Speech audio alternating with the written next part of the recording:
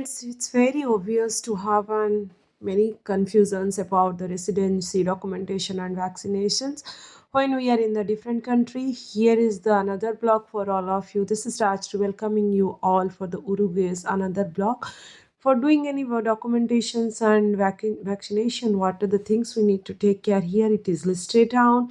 If you can see, for the residency, temporary residency making, we should have all these things ready in our hand, and how we can prepare it, the health card, and how we can do the where we can go the vaccination, and basically what are the things we need to get it in our vaccination certificate. In this slide you all can see everything here which is mentioned there. If any questions or any doubt, I'm happy to take it up in your comments, but I think I have mentioned it very clearly over this document. What are the things you need to take it for to get a health card, and what is the first step, what is the second step, and third step, ABC, which is mentioned, nothing but that.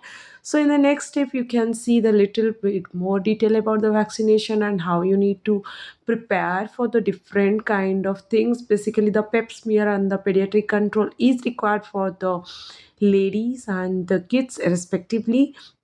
And also about that I have been mentioning about very details where based on my experience. If you can see here, many questions people are having the arising from the pap smear test.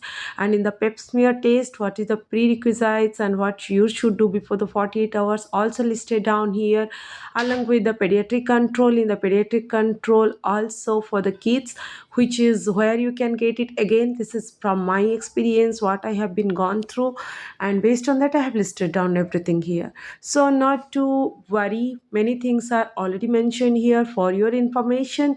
And after you are getting the all the details, you can go for the health card. To get the health card you can log into here, basically the Medilab, and how you can give the details and can book an appointment.